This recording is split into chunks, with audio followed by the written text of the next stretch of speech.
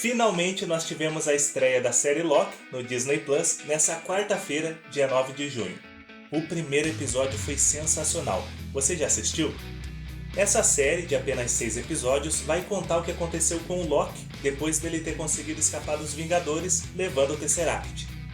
Lembram disso lá nos Vingadores Ultimato, quando eles voltam no tempo para recolher as Joias do Infinito? Pois é, tão curiosos? Sim. Então, para ficar no clima dessa série, hoje eu trago para vocês 5 curiosidades sobre esse vilão, /herói, /anti-herói, que a gente ama odiar ou odeia amar, depende do dia. Mas bora lá!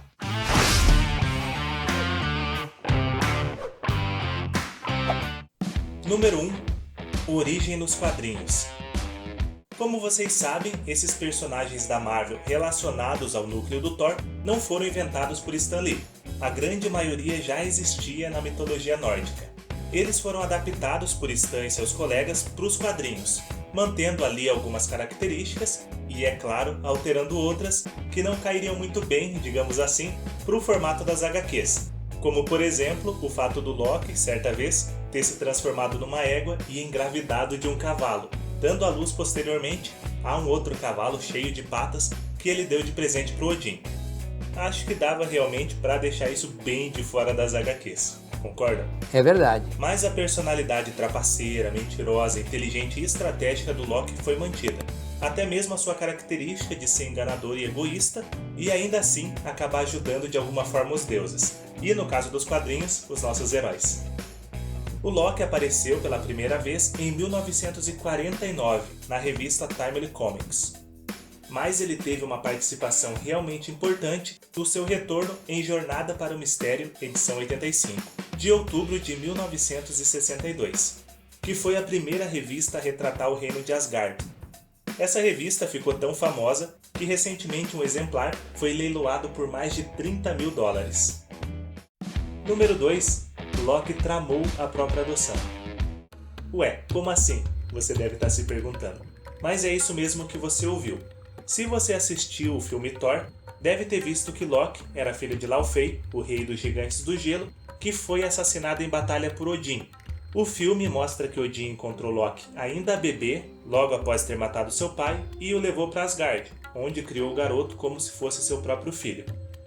Nos quadrinhos o mesmo acontece, exceto pelo fato de que nessa época o Loki não era só um bebê, ele já era uma criança. Odin ainda lutava ao lado de seu pai, que se chamava Bor, esse sim o rei de Asgard. Em uma batalha, no reino dos gigantes de gelo, Bor foi atacado por um mago e transformado em neve. Antes de se dissipar, pediu a Odin que fosse atrás do mago para quebrar o feitiço e assim trazê-lo de volta. Odin, no entanto, que era ganancioso e queria ser rei, não perseguiu o mago. Pouco depois, ainda se sentindo mal pelo que tinha feito, Odin recebeu uma profecia do espírito de seu pai, que dizia que para ele encontrar paz, deveria lutar contra os gigantes do gelo e adotar o filho da sua vítima, criando o garoto como se fosse seu próprio filho. Foi por causa disso que Odin acabou adotando Loki. Ok, tá, isso não explica por que eu coloquei no título que foi o Loki que tramou a sua adoção, mas eu explico para vocês. Acontece que na revista Thor, volume 3, edição 12, foi revelado que Loki foi o responsável por tramar tudo isso.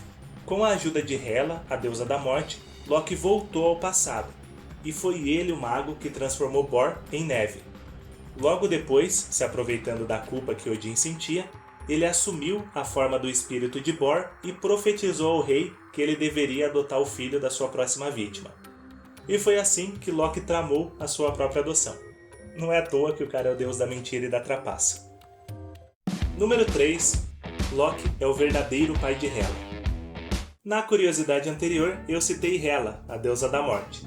Vocês devem se lembrar dela, do filme Thor Ragnarok, como sendo a filha primogênita do Odin, que foi banida por ele por ser muito ambiciosa.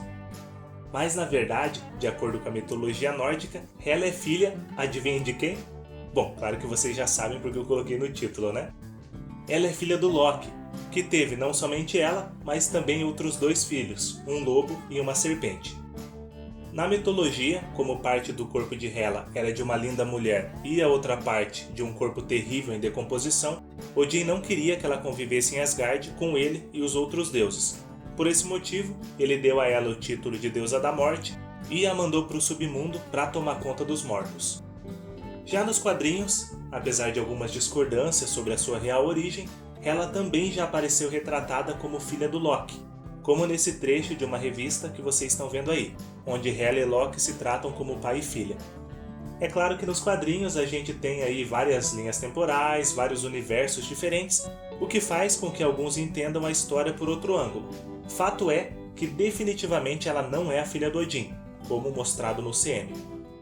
Número 4. Loki criou os Vingadores? Como vocês já notaram, quando a gente compara as histórias dos quadrinhos com as histórias do UCM, muita coisa acontece de maneira diferente. Afinal de contas, os filmes são adaptações e quase nunca 100% fiéis às HQs, o que é totalmente normal. No primeiro filme dos Vingadores, Loki aparece como o vilão que causou a reunião dos heróis em um grupo que ficou conhecido como Vingadores. Mas isso já vinha sendo planejado há muitos anos pelo agente da S.H.I.E.L.D., Nick Fury. E claro que a intenção do Loki não era criar os Vingadores, mas ele acabou sendo responsável por isso. Já nos quadrinhos... Bom, nos quadrinhos também. Nos quadrinhos o Loki foi o responsável pela reunião dos heróis, mas foi num contexto e formação um pouco diferentes. E eu conto pra vocês. Por conta das suas trapaças cada vez mais graves, Loki foi exilado por Odin em um lugar chamado Ilha do Silêncio. Quando conseguiu escapar de lá, ele estava decidido a ter sua vingança contra o Thor. Sabendo que ele não tinha força para bater de frente numa briga mano a mano ali com o Thor, o deus da mentira enganou o Hulk para forçar uma luta entre os dois. O problema é que não foi só o Thor que veio tentar impedir o Hulk de destruir a cidade. Outros heróis também acabaram recebendo o pedido de ajuda e foram até o local. Eram eles o Homem de Ferro, o Homem-Formiga e a Vespa. No decorrer da treta, Thor acaba descobrindo que Loki está causando toda essa confusão. E os 5 heróis, incluindo o Hulk, se juntaram e derrotaram o Loki, que foi mandado para uma prisão em Asgard. Depois disso, os 5 heróis combinaram que se reuniriam sempre que uma nova ameaça surgisse. Ah, e foi a Vespa quem nomeou o grupo como Vingadores. No decorrer da história, Loki já armou várias armadilhas e incitou vários outros vilões contra os Vingadores, como na saga Atos de Vingança, e também já chegou a enfrentar os X-Men. Número 5. A morte de Loki. Na saga O Cerco da Marvel, Loki manipula Norman Osborn e os Vingadores Sombrios para atacar Asgard. Nesse grupo estava também o Sentinela, o herói mais forte da Marvel, que tem dentro de si uma personalidade maligna chamada Vácuo. E aqui um parênteses. Os Vingadores Sombrios são uma equipe de super-heróis reunidas pelo próprio Norman, após a queda dos Vingadores que nós conhecemos.